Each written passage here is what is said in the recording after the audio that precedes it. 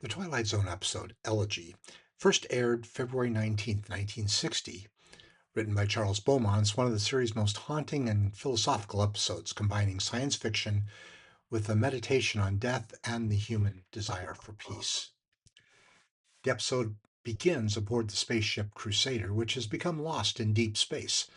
The crew consists of three astronauts: Don Dubbins as Captain James Webber, Kevin Hagen as Lieutenant McClure, and Jeff Morrow as Lieutenant Colonel Kirby. After months of searching for a world that they could live in, they discover a small asteroid like planet called Happy Glades and decide to investigate. Upon landing, the astronauts are astonished to find what appears to be a perfectly preserved small American town from an earlier era. There are houses, stores, parks, and people everywhere. Yet something is terribly wrong. The townspeople are completely motionless. A woman sits frozen while playing the piano. A bartender stands motionless behind a bar. A baseball game is stopped in mid play. A couple remains frozen in the middle of a dance. Everything appears alive, yet nothing moves. The astronauts cautiously explore the town, unable to determine whether the inhabitants are dead, statues, or victims of some unknown phenomenon.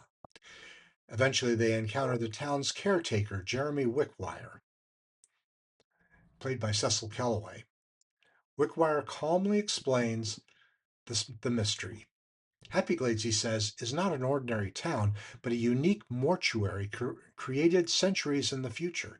Wealthy people from Earth travel here to spend eternity in carefully designed scenes of happiness and contentment. The frozen figures are all dressed individuals whose bodies have been preserved exactly as they wish to be remembered forever. Some chose to spend eternity dancing. Others wished to be remembered at a picnic, a baseball game, or enjoying a pleasant afternoon. The entire planet is essentially a cemetery where the dead remain forever in their ideal moment. The astronauts are disturbed by the revelation but find relief to discover that no danger exists. Their ship has been repaired and they're prepared to leave. However, Wickwire quietly observes that living human beings do not belong in Happy Glades.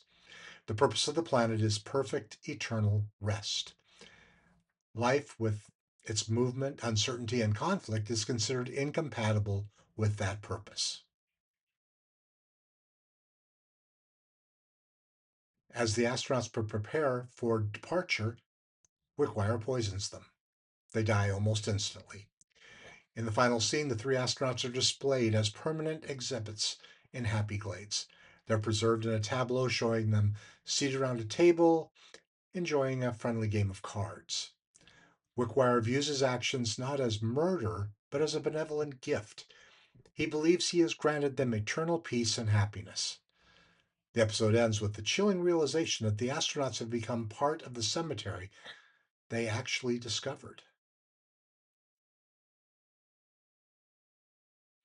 Cecil Kellaway, born August 22nd, 1890, died February 28th, 1973, was an Australian born actor whose warm personality, distinctive voice, and versatile character portrayals made him one of Hollywood's most respected supporting actors. Over a career spanning more than 5 decades, he appeared in more than 180 films, numerous television productions, earning two Academy Award nominations and the admiration of audiences around the world. He was born in Cape Town to Australian parents. The family soon returned to Sydney, where Kellaway was raised. Originally intending to pursue a conventional career, he worked in clerical jobs just before becoming involved in amateur theatricals. His natural talent for acting led him to the professional stage, and by the 1910s he had become a successful performer in Australian theatre. Throughout the 1920s and early 1930s, Kellaway built a strong reputation on the Australian and New Zealand stages, appearing in comedies, dramas, and light operettas. In the mid 1930s, Kellaway moved to the United States and soon found work in Hollywood. Unlike many actors who struggled to transition from stage to screen, he adapted quickly. His friendly demeanor and ability to portray kindly fathers, doctors, judges, clergymen, and eccentric gentlemen made him a favorite character actor. Although Rarely cast as a leading man, he became one of the most dependable supporting performers in the industry. Kellaway appeared in a remarkable variety of films, including The Luck of the Irish, Harvey, Huckleberry Finn, Guess Who's Coming to Dinner, and The Postman Always Rings Twice. He was particularly admired for his ability to add warmth and humanity to supporting roles, often becoming one of the most memorable figures in a film despite limited screen time. Kellaway received 2 nominations for the Academy Award for Best Supporting Actor for Lucky Partners and The Luck of the Irish. Although he never won an Oscar, the nominations reflected the high regard in which he was held by the film industry. As television became popular in the 1950s, Kellaway successfully transitioned to the new medium. He appeared in numerous anthology dramas, westerns, and adventure series. Among his most memorable performances, of course, was that of Jeremy Wickwire in The Elegy. As a caretaker of Happy Glades, a cemetery world where the dead are preserved forever, Kellaway delivered one of the series' most quietly chilling performances. Rather than portraying him as an obvious villain, he played him as a gentle, courteous man whose sincere belief in eternal peace makes his actions all the more unsettling. Kellaway possessed a unique combination of charm, intelligence, and subtle humor. He frequently portrayed kindly authority figures, wise mentors, eccentric gentlemen, compassionate fathers and grandfathers, and characters hiding unexpected depths behind a pleasant exterior. Kellaway was known throughout Hollywood as a gracious and professional performer. Unlike many stars of the era, he maintained a relatively quiet personal life and enjoyed a reputation as one of the industry's most dependable actors. He was also the father of actor John Kellaway and the grandfather of actor Peter Kellaway. Cecil Kellaway died on February 28, 1973, in Los Angeles at the age of 82. Today he's remembered as one of the finest character actors of Hollywood's golden age.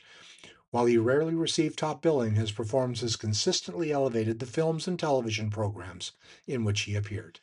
Jeff Morrow, born on January 13, 1907, died December 26, 1993, was an American stage, film, radio, and television actor, best remembered for his commanding presence in 1950s science fiction films.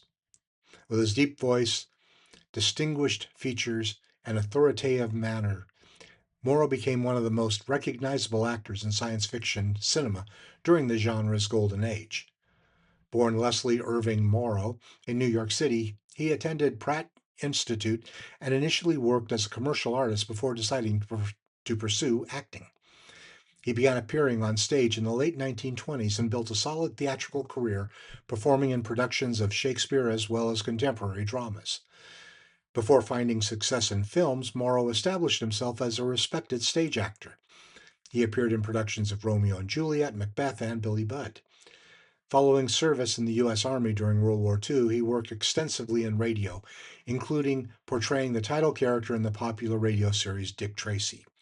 His powerful voice and dramatic delivery made him particularly effective in radio drama. Morrow arrived in Hollywood later than most actors, making his film debut in The Robe. The success of that film opened the door to a steady movie career. He became especially associated with science fiction films, including This Island Earth, The Creature Walks Among Us, Kronos, and The Giant Claw. These films later achieved cult status among science fiction fans, and Morrow became one of the most familiar faces of the genre. His portrayal of the alien Exeter in This Island Earth remains particularly well remembered. Like many actors of his era, Morrow successfully transitioned to television. He appeared in numerous popular series, including Bonanza, Wagon Train, The Rifleman, and Perry Mason. From 1958 to 1959, he starred as Bart McClelland in the Western series Union Pacific. In 1960, Morrow appeared in the memorable Twilight Zone episode Elegy. Interestingly, Morrow later returned to the Twilight Zone universe with a guest appearance in the 1986 revival series, A Day in Beaumont, making him one of the relatively few actors to appear in both versions of the show. During the 60s and 70s, Morrow continued working steadily in film and television, though less prominently than during his science fiction heyday. After the mid 1970s, he gradually retired from acting, making only occasional appearances before leaving the profession altogether. Morrow was married to Anna Karen Morrow and had one daughter. He died on December 26, 1993, in Canoga Park at the age of 86. Jeff Morrow occupies a special place in the history of science fiction cinema. Although he never became a major Hollywood star, his intelligence, commanding screen presence, and distinctive voice made him a favorite among fans of the classic genre films. Today, he is primarily remembered for Exeter in This Island Earth, Dr. Barton in The Creature Walks Among Us, and Colonel Glenn Manning in Kronos. His performances helped define the serious, intelligent style of the 50s science fiction films, elevating material that might otherwise have been dismissed as simple monster or space adventure fare. For classic television viewers, his appearance in The Twilight Zone remains one of the highlights of a long and distinguished acting career. Remember, if you're enjoying these, please make comments, subscribe, and like this series. Douglas Hayes replaced the original short story's motionless car race with a beauty pageant, displeasing story writer Charles Beaumont, although the pageant is considered the most memorable part of the episode. The house front that the astronauts walk into with Mr. Wickwire is the famous Meet Me in St. Louis set on MGM's Backlot Number 3. The whole street, and occasionally this very house, would be used many times for the 30 years that it stood. Rod Serling would return here in another episode, Walking Distance. This episode also uses the Waterloo Bridge set on Backlot Number 2. The bridge can be spotted many times over the years, being used for parts of everything from city parks to medieval castles. The background noises heard aboard the ship in the first scene were later reissued in Star Trek. They were previously heard in the final scene from Third from the Sun. The flashing dials on the spaceship seen right after landing are the same ones used in, of course, Forbidden Planet. Another central New York reference from the Binghamton-born Rod Serling, Wickwire is named after Cortland's Charles Wickwire, whose company once sold 1/4 of all the wire in the U.S. His mansion, the 1890 house, still stands today and is allegedly haunted. Cecil Kellaway, who plays Wickwire, the caretaker, says the mortuary began in 1973.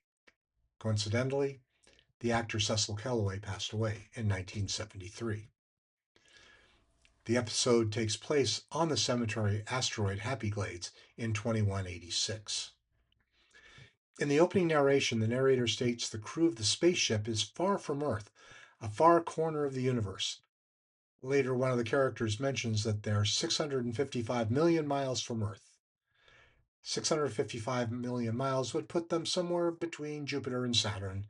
What's more, when they look up at the sky, they see two suns. Most of the frozen people can be spotted moving during their scenes. This is most notable in the campaign speech scene, where several of the actors can be seen blinking their eyes. The woman standing behind the astronauts holding a small flag blinks several times. The beauty pageant contestants are all slowly swaying back and forth. When Captain Weber is speaking to Mr. Wickwire, he made a reference to meteorite storm. He should have said meteor storm because meteors become meteorites only after they pass through the Earth's atmosphere and hit the ground. The themes of Elegy are among the most profound in the early years of the Twilight Zone. Beneath its science fiction premise lies a meditation on death, immortality, happiness, and the meaning of existence itself. The episode asks a deceptively simple question: is perfect peace worth the price of no longer being alive? At first glance, Happy Glades seems to be a paradise. The people are forever preserved in moments of joy and contentment. Nobody is suffering, nobody is lonely, nobody is aging. Nobody faces disappointment, heartbreak, or fear. This sounds like the fulfillment of a universal human dream. Yet the episode gradually reveals a disturbing truth. The inhabitants are not happy because they are no longer capable of feeling anything at all. They've been frozen in a single moment forever. Charles Beaumont's script suggests that happiness is not merely the absence of pain. True happiness requires consciousness, growth, and experience. Without these elements, what appears to be bliss is actually kind of a beautiful emptiness. Everything in Happy Glades is static. A dancer never finishes her dance. Conversation never continues beyond a single comment. The town has achieved perfection only by eliminating change. The episode argues that change is not a flaw in life, but one of the essential features. Human beings learn, love, fail, recover, and mature through the passage of time. The uncertainty of life is what gives it meaning. The astronauts symbolize this principle. They're explorers, constantly moving forward into the unknown. Their presence disrupts the silliness of Happy Glades because they embody the restless energy of life itself. Many stories portray death as frightening because it ends existence. Elegy approaches the idea from a different angle. The episode suggests that death is tragic because it ends possibility.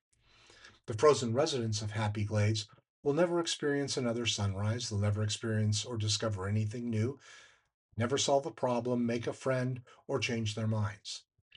Everything they were has been reduced to a single, carefully selected image. This transforms the town into something more unsettling than a cemetery. It's a museum of lost futures. The episode invites viewers to consider whether existence gains its value from its finite nature. A life matters because it's temporary. The possibility that moments will end makes them precious. One of the most universal desires is the wish to preserve a perfect moment forever. People often say things like, I wish this moment could last forever. I wish things could stay this way. These are the best days of my life. Happy Glades is the literal fulfillment of that fantasy. The episode challenges the wisdom of that wish. A perfect moment is meaningful because it exists within a larger story. Remove it from the flow of life and it becomes an isolated snapshot. A dance is beautiful because it begins and ends. A baseball game is exciting because nobody knows who will win. A conversation matters because it leads somewhere. Happy Glades preserves moments, but destroys the stories that gave those moments meaning. Perhaps the most disturbing theme is embodied by Jeremy Wickwire. Unlike many Twilight Zone victims or villains, Wickwire is not cruel, angry, or selfish. He sincerely believes he's helping people. When he kills the astronauts, he does not view his actions as murder. He sees it as a gift. This reflects a recurring concern in Rod Serling's era, the danger of allowing others to decide what's best for us without our consent. Wickwire's philosophy can be summarized as, I know what happiness is, therefore I have the right to impose it upon you. The episode rejects this idea. Even if eternal peace were desirable, the astronauts should have the freedom to choose it for themselves. In this sense, the story is not only about death, but also about personal autonomy and the right to determine one's own destiny. The astronauts represent humanity's desire to explore. They travel through space seeking knowledge and discovery. Their mission reflects the human impulse to push beyond known boundaries. Happy Glades represents the opposite impulse, the desire for safety, certainty, and permanence. The conflict between these forces drives the entire episode. The astronauts embrace risk because risk is inseparable from discovery. Happy Glades eliminates risks by eliminating life itself. The story ultimately sides with exploration.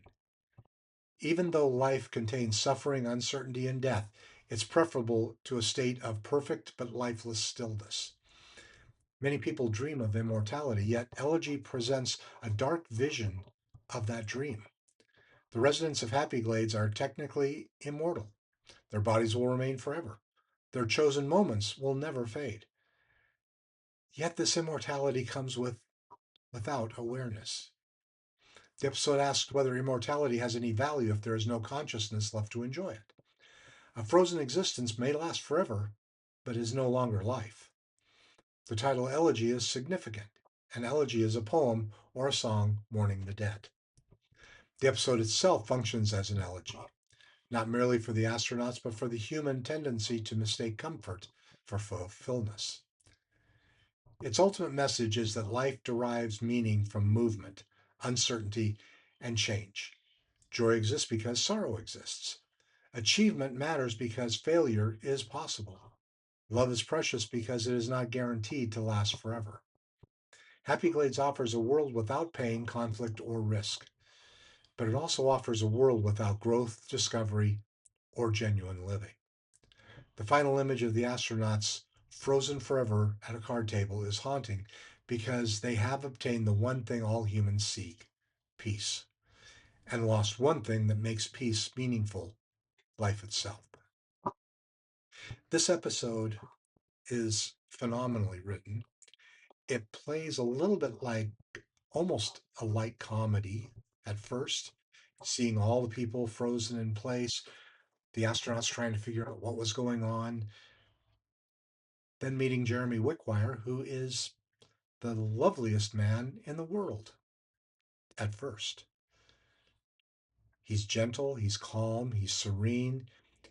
He gives them a feeling of peace just before he poisons them. To me, this was another outstanding episode in the first season of many outstanding episodes. This one, again, is another 5 out of 5.